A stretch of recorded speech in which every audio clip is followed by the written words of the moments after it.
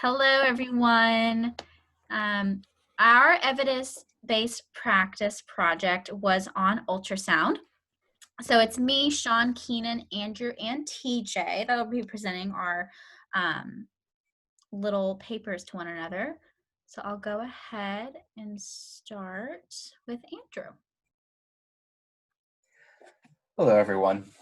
So I found a couple of pretty interesting studies, mainly focusing on frozen shoulder, also known as adhesive capsulitis, treatment of plantar fasciitis, as well as carpal tunnel syndrome with two-point discrimination as the measurement. So starting with the first study, does ultrasound therapy add to the effects of exercise and mobilization in frozen shoulder? So this was published in 2017 in the Journal of Bodywork and Movement Therapies. As a randomized clinical trial, it is class 1 evidence, and its purpose was to see if ultrasound combined with exercises and joint mobilization had any effect in assisting patients get better with adhesive capsulitis. So the methods they used were, of course, an intervention group and a control group. Their intervention group used everything where they threw exercises, joint mobilization, and of course, ultrasound at the patients. And then in the control group, they threw everything except ultrasound. Ultrasound was a sham in that case. And what they found was that both groups saw an improvement, and there was no significant difference between their results. How this contributes to the literature is, first off, this isolated the effects of ultrasound on adhesive capsulitis. Other studies have looked at the effects of ultrasound in this patient population, but they used other modalities as well. They never isolated ultrasound. So this was the first step in sort of teasing out what does ultrasound do on its own. And then looking at possible bias, they did note that their sample sizes were fairly small, about 25 per group, and they lost participants from both sides, from both the intervention and the control group. That being said, this was designed as a pilot study, meaning it was supposed to set the tone for larger studies that could come after it if its methods were found to be effective. So really, I don't think this is as much of a bias as it is a reflection of the study design. The bottom line is that ultrasound compared to exercises and joint mobilization, they both work. So for me, I would probably select exercise and joint mobilization first because that was seen to be effective in the ultrasound provided no additional benefit, so I would lean towards those treatments.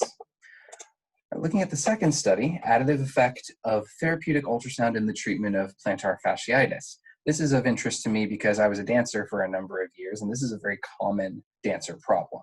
This was published in 2018 in the Journal of Orthopedic Sports Physical Therapy, our people. Again, class 1 evidence because it's a randomized clinical trial.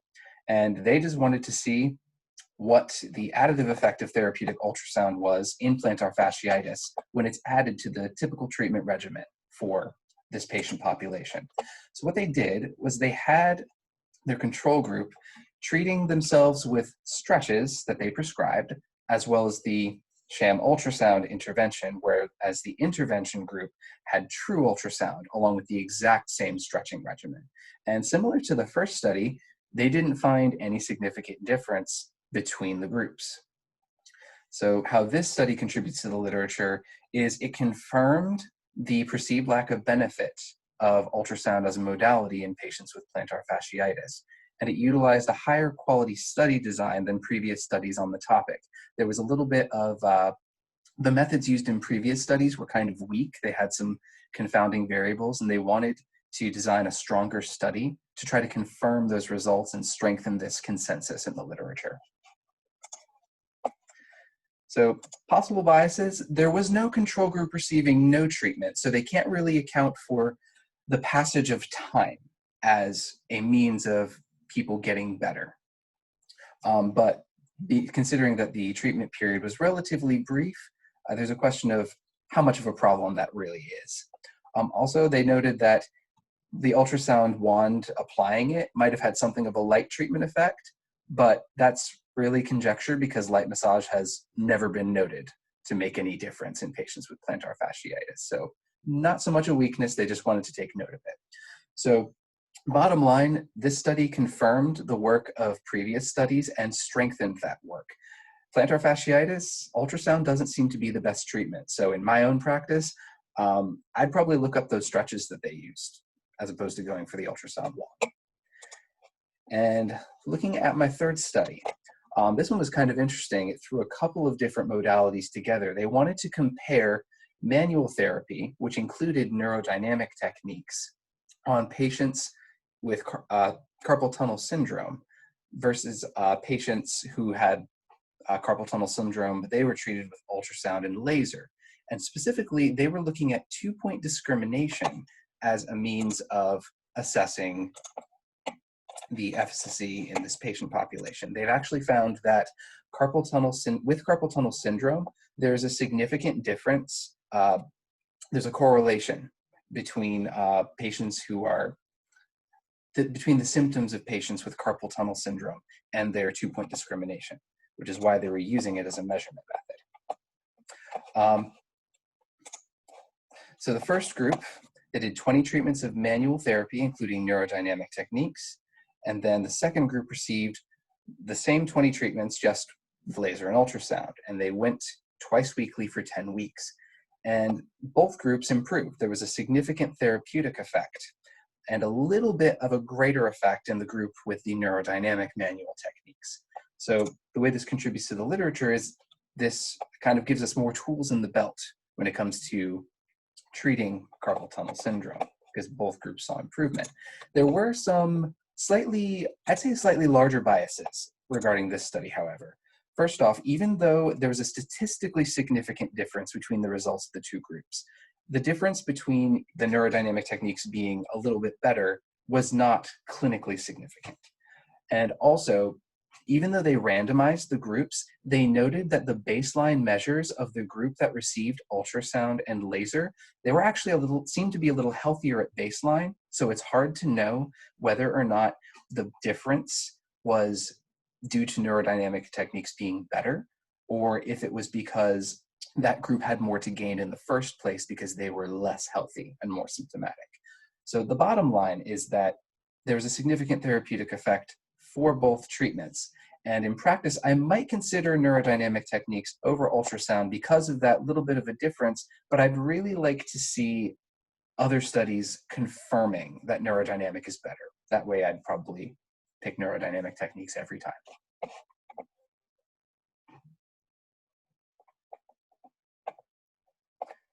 I'll go ahead and pass it off, unless there are any questions from my group regarding these studies.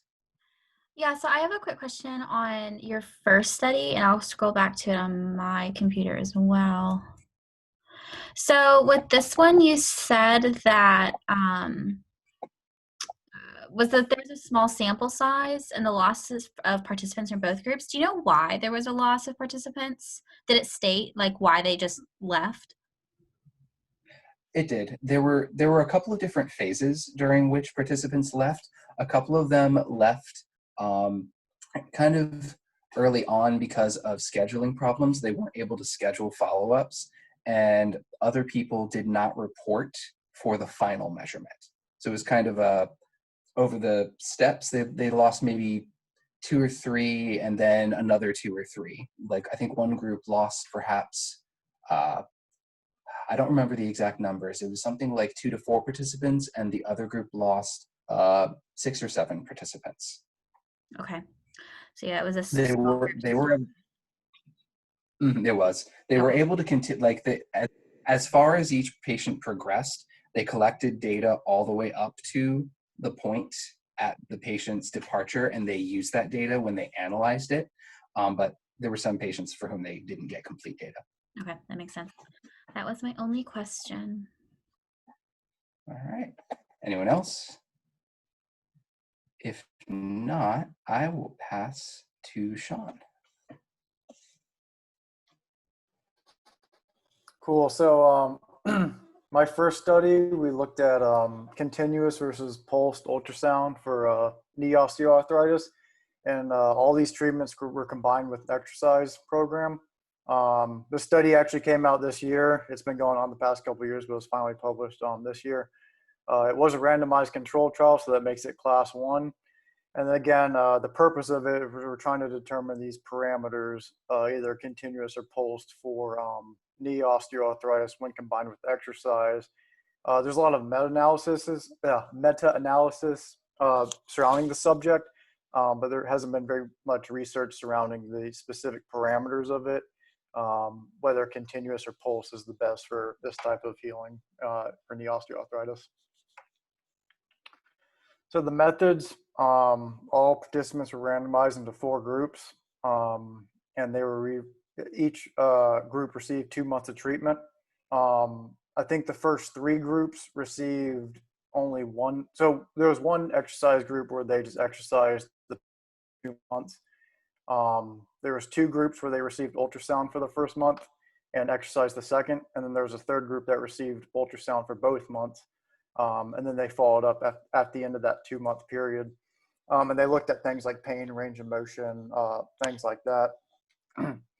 So the results showed that the group that received continuous ultrasound for both months had the best results in terms of pain reduction. And so this does contribute a little bit to the fact that continuous is a proper or a good parameter to use for ultrasound when we're looking at pulsing of ultrasound as opposed to some sort of duty cycle. No possible biases were identified. They accounted for, if there was a dropout of the study, they typically explained why. They outlined their selection criteria pretty well. So they did pretty well in terms of that. And the bottom line being, continuous ultrasound can improve pain for those with knee osteoarthritis. One drawback to the study, and this is kind of more on like how the study was set up, was that whether or not that continuous was the reason that their pain went down, or the fact that they got 2 months of ultrasound and then that's why their pain went down. So that's a possible drawback to the study. So in practice in the future, as the research develops, this could be something, to use. However, again, more research needs to be done, whether or not, continuous is the reason why their pain got better, or whether the fact that they had 2 months of treatment with just the ultrasound was the reason they got better.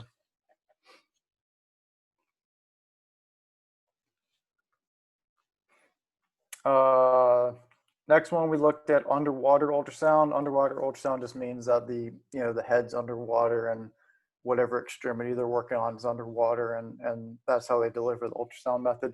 And rheumatoid arthritis, a study was published in 2017. It's a randomized controlled trial, so that makes it class 1 evidence. And the purpose of the study was determining whether or not this type of ultrasound delivered in this type of method show improvements on pain, inflammation, hand function, and other parts of the hand. So, range of motion, strength, things like that. Typical what you'd use your hand for. So we had 48 participants. They either got ultrasound, the underwater ultrasound, or a sham treatment, which is, the study explained it was basically just like a heated head, and it wasn't like real ultrasound. It was kind of like a placebo effect, and it lasted for 2 weeks. So follow-ups were taken at 2 weeks post-treatment and 14 weeks post-treatment. And originally, those who got the underwater ultrasound saw improvements at the 2-week follow-up. However, again, with pain, range of motion, hand function, things like that. However, at the 14-week follow-up, all those markers of improvement tended to go gravitate down towards baseline.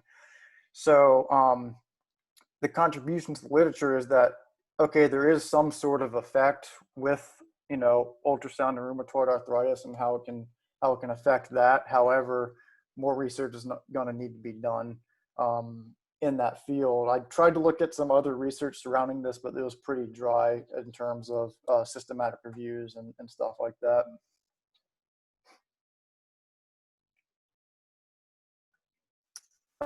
Possible biases, I didn't really see any. They were pretty clear cut. Any limitations to the study, again, 48 is a pretty small sample size. So, if they were to improve the study, I would suggest, or I'd say a bigger sample size. Bottom line, underwater ultrasound can improve these types of markers of rheumatoid arthritis. Again, it's an autoimmune disease, so it is kind of more of from a management perspective and not a healing perspective. So, but again, more research is going to be needed to specify treatment parameters. And when I mean by treatment parameters, I mean length of treatment, because 2 weeks they showed improvement before at the 14-week follow-up they didn't. So maybe more long-term treatment. Again, more research is going to be needed for that. And then in practice, yeah, if the research improves, I might consider that in the future, this type of ultrasound method. But again, more research will be needed. And the last study I looked at is continuous versus pulsed ultrasound on myofascial pain syndrome. So again, here we're looking at continuous, and I think the ratios were like 1-to-1 pulse, 1-to-4 pulse, things like that. It was a randomized control trial, so it'd be class 1 evidence. And again, we're determining whether or not continuous or pulsed would be a more appropriate cycle method for myofascial pain syndrome. So the methods, we had 60 participants. Again, they're split into 4 groups that differed in ultrasound parameters. I think they were, again, continuous, and then there was like a 1-to-1 ratio, 1-to-4 ratio, and then a control group, again, with a sham treatment, as I mentioned earlier, same type of setup there. Treatment was applied 5 days a week for 5 minutes at a time for 2 weeks total. And the results were pretty interesting. Continuous ultrasound and pulsed ultrasound at a 1-to-1 ratio. Both of those saw significant improvements in terms of pain and function. That was the outcome measure. I think it was the analog pain scale, and there was 2 other ones I can't think of off the top of my head right now. And again, this was a pretty kind of newer study in terms of looking at ultrasound and myofascial pain syndrome. So obviously, a lot more research needs to be done in this field. But there was, it does look promising.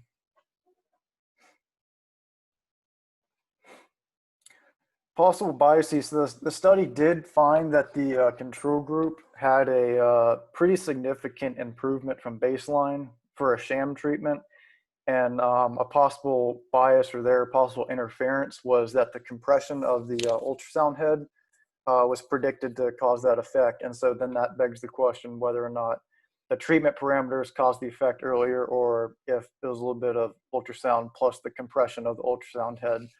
So that does make it a little bit sticky when determining the results. So bottom line, again, when you're treating patients and you're selecting a pulse setting, continuous or a 1-to-1 ratio, so there's some research to back that. And then I sound like a broken record, but more research is going to be needed. There wasn't a lot of other research surrounding this, so because it is a more newer subject when we're looking at ultrasound. And I think that's my stuff. So are there any questions? I did have one. Regarding this last study, you noted that there were 4 groups. Mm-hmm. So, of course, you noted that continuous and pulsed both saw good effects. I'm curious, and I don't mean to put you on the spot, but do you recall off the top of your head what the differences between the 4 groups? I assume one was a control. What were the other differences? So one was a control group, one was continuous, and then there was 2 pulse groups, and then the 1-to-1 ratio of on to off duty cycle, and then there was a 1-to-4 ratio on to off duty cycle. And so those were the 4 groups that they used. And then for the sham treatment, they did like they did the last study. It's kind of like they made kind of like a placebo type deal where they're rubbing the ultrasound head on, and it may be heated up, but it's not necessarily actually giving any sound waves out. So in this case, for the sham and the 1-to-4 pulse were the ones that ended up not coming out. Right, you're correct. Okay, thank you. Cool. And I just had a quick clarification question on the second one about underwater. Did you say, so after 2 weeks, they saw some improvements, right? But then at the 14-week mark, did they go back to baseline, or they just kind of stayed static with their progress? Their improvements tended to gravitate towards baseline, maybe not go all Okay. the way back down to But it baseline, but dropped. right. So the Okay. range of motion might have gone up, let's say, and this is not from the study, I'm just, using this for an example. It might have gone up 50% at 2 weeks, and then at 14 weeks, it might have gone down to like 30% Okay. or so. So the improvements didn't sustain after ending the treatment. And when I say 2 weeks and 14 weeks, that's the follow-up, not the length of Gotcha. treatment. Okay. Gotcha. Okay. I was confused on that. Anything else? Cool. All right. I guess my turn. So we'll go ahead and get into my 3 studies. Cool. So for the first one, basically it's just trying to find if ultrasound in addition to exercise can help improve symptoms in ankylosing spondylitis patients. So this is a 2018 study. I don't know how to pronounce that because it's foreign. I think this one was from China, so I have no idea how to pronounce that, but it's a double-blind randomized controlled trial, so of course it'd be class 1. Cool. So the methods, basically they had 62 patients, all with AS, and they split them into 2 groups. One group got exercise and ultrasound, and then the other group got exercise and then a sham ultrasound, much like a lot of the other studies we looked at today. And it was a 8-week duration. I forgot to add this in, but at 4 weeks they had an assessment, and then at 8 weeks, I believe they had an assessment as well.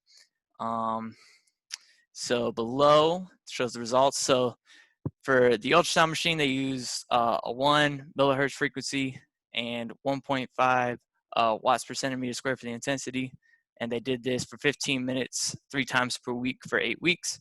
And then, of course, they had the exercise, which I believe also was 3 times per week. And then what that gave you was decreased pain intensity, improved mobility, improved functional status, and quality of life. And basically, they just found out that ultrasound is a great addition to exercise for AS treatment. I couldn't find any bias present. I did notice a couple of small flaws in the research. So first of all, sample size 62. It's not super small, but it's not big. So obviously we would like to see that a little bit bigger. The next one, the biggest one, was they were all of one ethnic background because all the patients were from a specific hospital in China. So every single patient was Asian. And there's also no follow-up assessment post-treatment. So the last day of treatment, they got their assessment, and then they didn't do like a follow-up assessment, like 4 weeks from then or whatever like that. Bottom line, though, ultrasound did seem to be useful for many outcomes in AS treatment. So even though, like I said, they didn't do it after the treatment, at least during the treatment, it really helped with pain management, range of motion, and all that. So in practice, I don't see no reason why not to use it. It's just based upon this study, it seemed to be really beneficial. Cool. So we'll go on to the next one. It's a nice long title, but the purpose of it is to compare the effects of electrical stimulation and ultrasound to phonophoresis, which again is ultrasound with a medicated gel. So this is from 2008 in the Journal of Back and Musculoskeletal, and it is a double-blind randomized controlled trial. So again, it'll be class 1.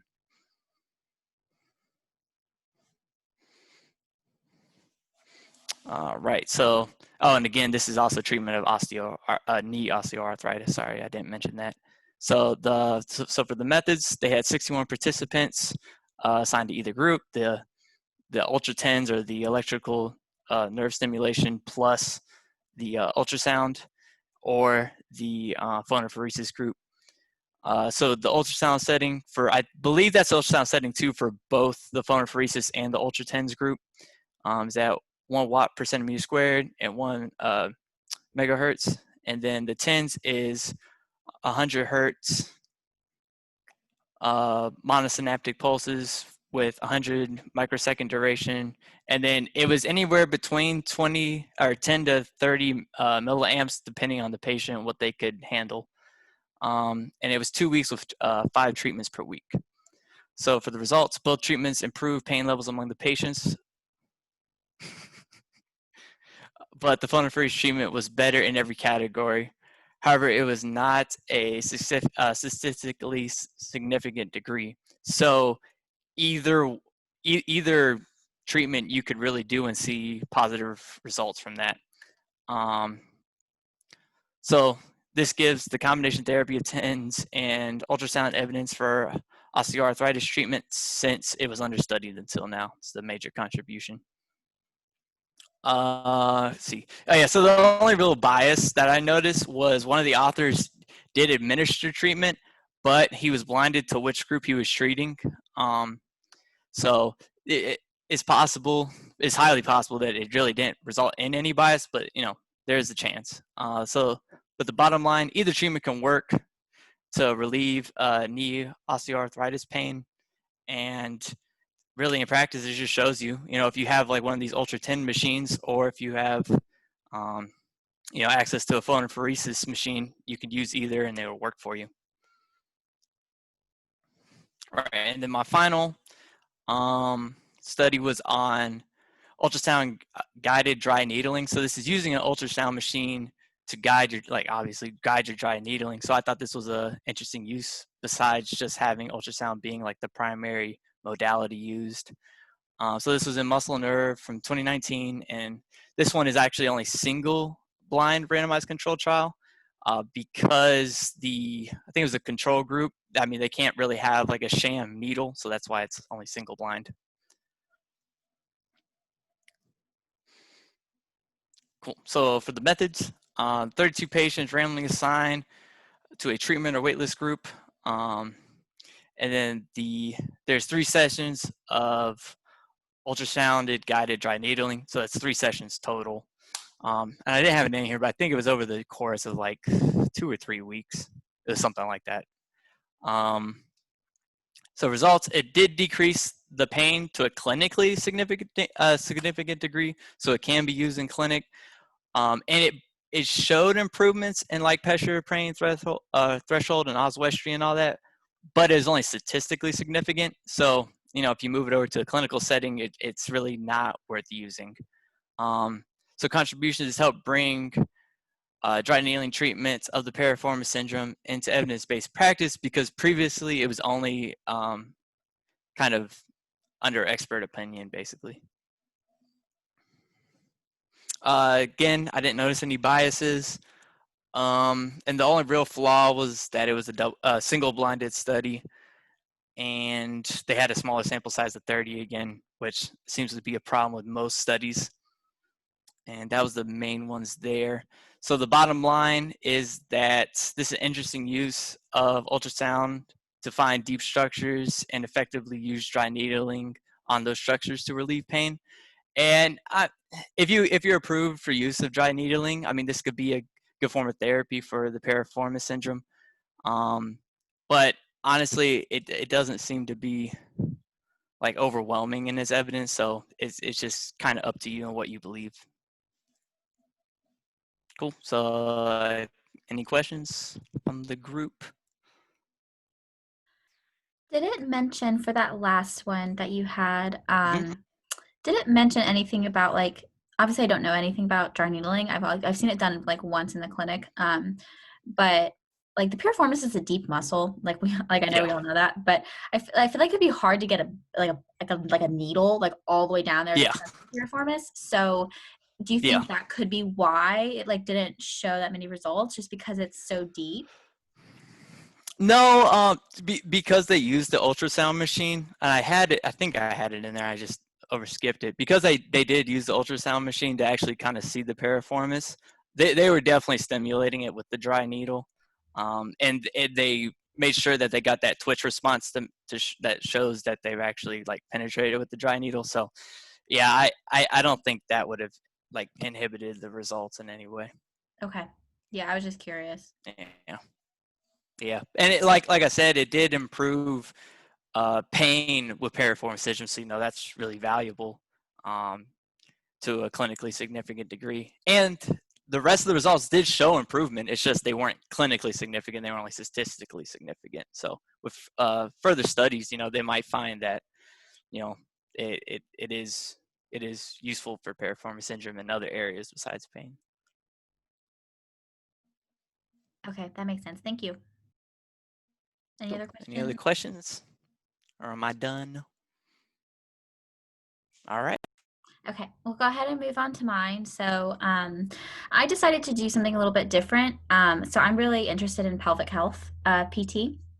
So I wanted to look more into like the pelvic health realm of treatment for PT. So the first study I found was to see if it worked on calf muscle cramps in pregnant women, because that is a common issue that women experience when they're pregnant. The second one was to see if it could reduce breast engorgement. And breast engorgement is just when a woman cannot breastfeed, whether it's too painful or it just isn't working the proper way. And so her breasts just get really inflamed, and it can lead to infection, pain for the child as well, inadequate nutrition for the child as well. So treatment here would be very important and very beneficial for these women.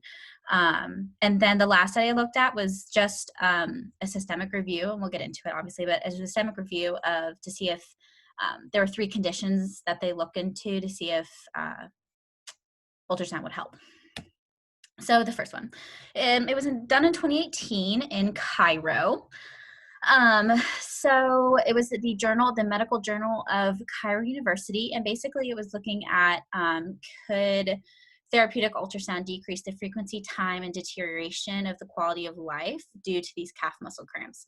And they went into it in the introduction, talking about how cramps lead to an increased cortisol levels, which can lead to increased stress on the child. It can lead to increased uterine contraction, longer delivery times, and just overall increasing the stress on the mother and the fetus and the baby once the birthing process is over.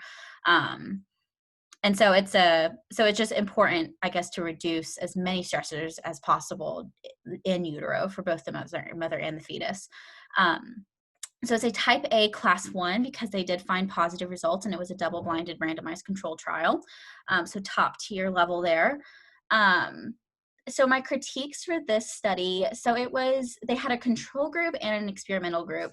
The control group was just given instructions on how to treat muscle cramps, just with stretching, with drinking adequate fluids, adequate electrolytes.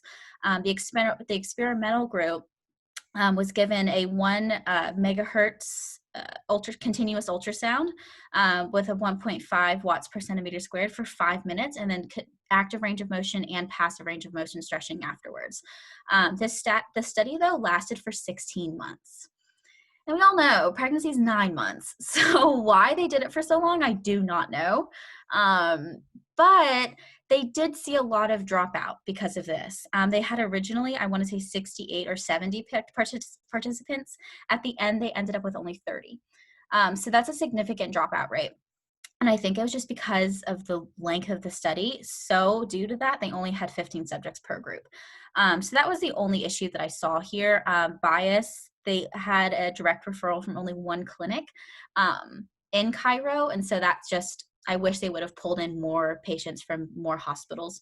But overall, the bottom line that with continuous ultrasound and stretching, they did see a decrease in muscle cramps frequency, the time that the muscle cramps were persistent for, and the deterioration of quality of life was also decreased because they just didn't have as many muscle cramps. So in the end, it worked. The second study that I found, this one was on the breast engorgement. So it was done in 2017 in Nigeria, and they had basically just looking at, can we reduce the prevalence and severity of breast engorgement, just because it is such a serious issue for women right after birth. Because I read something that that if a woman can't breastfeed within the first 3 days, like serious problems happen. So it's important to get in there and to try to make sure things are working properly so the woman can go home and experience as little problems as she can. So the control group was given conventional treatment, so massage, proper bra fitting, and latching technique education. And if you guys know anything about the delivery process in a hospital setting, the nurse is always going in there saying, "All right, let's get this baby moving. Like, let's try to make sure that this works for the child." So it's very important to get in there as soon as possible. If it's not working, that's when we could come in and say, "Hey, like, let's intervene." So the experimental group was given pulsed ultrasound with a 1 megahertz frequency and intensity of 0.5 watts per centimeter squared for 10 to 15 minutes. It was based upon bra cup size for how long that they did it for 3 sections and 2 successive days. So results showed a post-intervention significant difference in pain and breast engorgement scores. That is congruent with previous studies. Previous studies have stated that we know that this works for these patients. But what they found interesting was with the 2-day successiveness, they also found a complete resolution of engorgement with successive milk flow.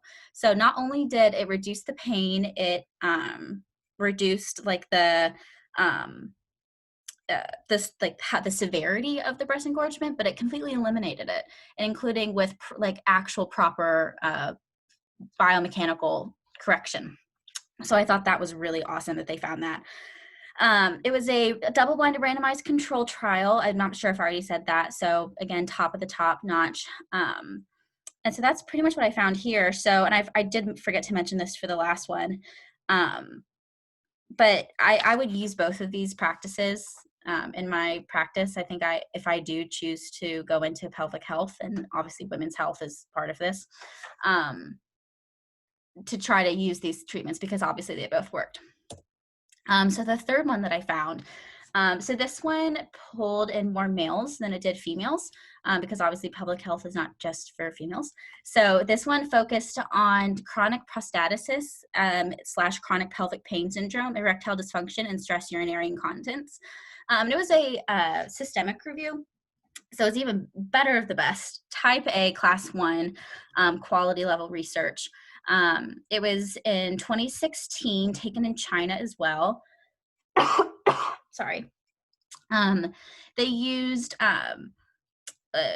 they were looking to see if low intensity pulsed ultrasound worked. So variety of parameters, variety of anywhere from 0.7 to 3 megahertz and anything under than 3 watts per centimeter squared. And they were looking at to see if any of these conditions would be improved with the use of therapeutic ultrasound. And they did find that all of the above were all reduced, or the severity was impacted. So the only issue that I saw with this one, the only critique that I had, they did not state the mode of which they gathered their studies. So you know how we learned in our evidence-based class that it's important to state how you found your studies that you found, where you found them from, and they didn't do that for this.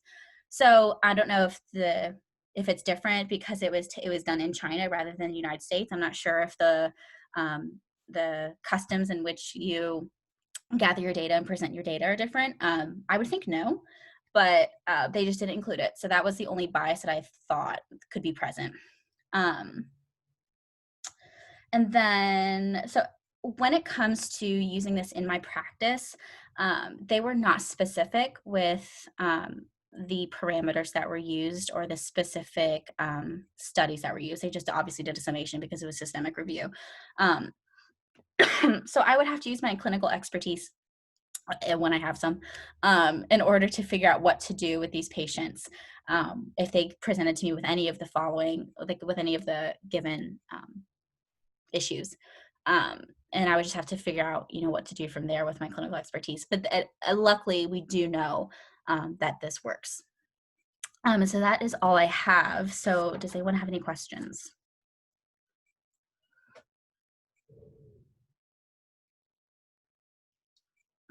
Cool.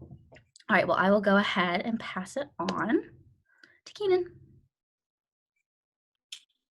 All right, so these are just my 3 studies, and about to get into them.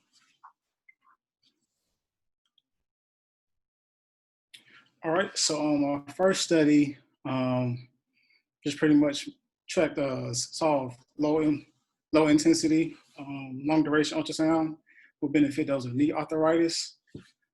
So the journal was a Journal of Orthopedic Surgery, and research came out in 2018. It's a double-blind randomized clinical trial, so pretty much as good as you're going to get. So it'll be class 1. And they measured at a wearable ultrasound unit would improve the pain and the function in those who had knee osteoarthritis.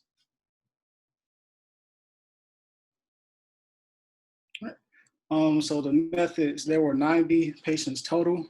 55 of the patients were in the experimental group who actually had the wearable ultrasound, and the parameters for their treatment it was over 6 weeks. They were assessed after 6 weeks, and they got the treatment 4 hours a day for that 6 weeks. So it's pretty much continuous, the unit you put on, and they pretty much wear it all the time. So pretty much constant treatment they could be used away from the clinic, which I thought was really interesting. The results is they were able to achieve significantly better function after the trial. The contribution, I thought it kind of just expanded the knowledge on the modality itself and what it could be used for, and how patients possibly can use this outside of the clinic without the need of like a true therapist for intervention. Bias, I didn't see it at first, but now that I look at it, I think there were 90 total. There were 55 in the group that received treatment. So I'd kind of like that see more split down in the middle. But nonetheless, they did see a benefit in their treatment, which I think is the main goal. Bottom line, just using low intensity ultrasound can help lead to less pain and significantly better function for those who have knee osteoarthritis. And I think for me, I would definitely use it in the clinic, given that we know how ultrasound works in the first place, and just the fact that they could use it themselves. So for a patient who might not be able to consistently get to a clinic or something like that, being able to send them home with a unit like this that would give them treatment on a consistent basis, I think would be very beneficial. All right, so the next one pretty much measured the same thing, so low impulse ultrasound therapy, just on those who had jaw surgery. So post-orthodontic surgery is just jaw surgery. So it came from the Annals of Maxillofacial Surgery, 2017. It's non-randomized, so I thought it was more of a class 2 because it wasn't randomized.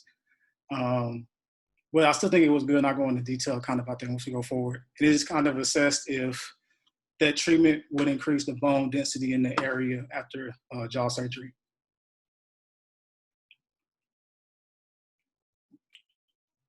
So there were 9 patients total. So that's one thing, even before we get to it, that might be like a one bias or only a small amount of patients, but I guess it's kind of hard to find people who had just had jaw surgery, walking around.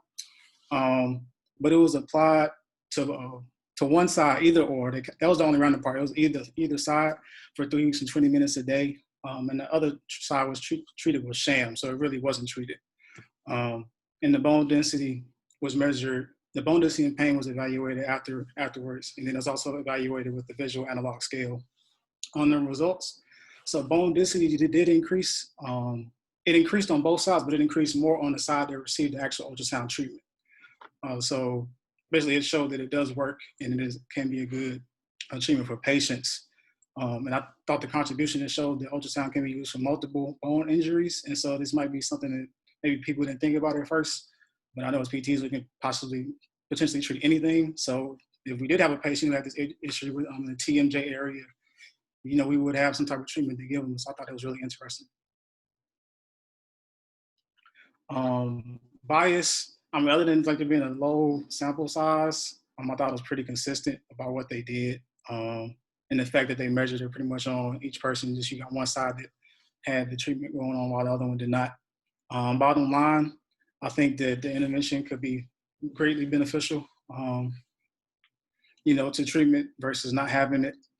And in my practice, like I said, I would definitely use it because I think, like I said, we know how ultrasound works. And if we had a patient who had this issue, we can increase their bone density along with treatment. I think they'd be a great benefit to the patient, which is what we're trying to do as physical therapists. All right, so the last one, I like this one because it compares ultrasound to something different. So it compares extracorporeal shockwave therapy, so just ESWT, to ultrasound for those who have lateral epicondylosis, which is the same as lateral epicondylitis, so tennis elbow. So get the journal, I'm not gonna try to read that, but 2018.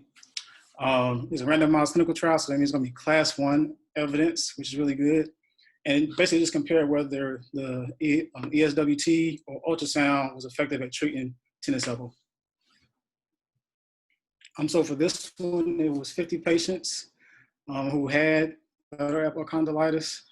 They were split down the middle to 2 groups of 25, which is great. So one group got ultrasound, the other one received the ESWT. And both groups had pain, had their pain, grip strength, functional status, quality of life from the baseline. It was evaluated 1 month after treatment, so that was consistent, which I liked. The results is that, there was improvement for both groups. They all improved. The only difference was that for ESWT, in the Archimedes pain threshold test, they had a better pain threshold, but other than that, both groups had benefit. And so for the contributions, I think it just provided an alternative modality that could work for PTs later on, as an alternative to ultrasound. All right. And so for bias, I didn't really see any present, just the way they conducted it and how they split the groups even. I thought that was really good. And so bottom line is that the ESWT can be just as effective, but I think it needs more research to be conducted. So it's a newer thing. So I would say I would like to see more research on it to see how consistent it is. And also in reference to bias, one thing, the treatment parameters, I will say maybe they could explain that better. Not to the fact that they didn't explain them, but I feel like just an understanding of each treatment, so you understand the parameters and how they're supposed to be given out. Because for the ultrasound, they only received up to 10 treatments. Well, I think for the ESWT, it might have been 12. The way they explained it was they went for 1 day and they got 3 treatments in that one day. So I guess you're able to get more treatments out of it. But they lasted for a month. So I'm not sure if that's 3 times the 4, which would give you around 12 treatments, or they kind of measured it out in line with the ultrasound. But long-term in practice, I think it could be beneficial if there's more research on it, and I would be open to using it because, like I said, it has the same benefits as ultrasound, and just based off of what I may have around me, it may be something I can find useful in the clinic. All right, and so any questions?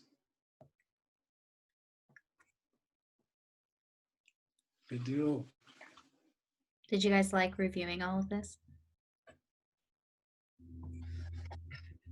It was a fun process. I did too. I actually enjoyed it a lot more than I expected. Same here. I agree. Okay, well, I hope everyone else enjoys watching this. Yay. How do I stop this? Stop recording. Okay, bye.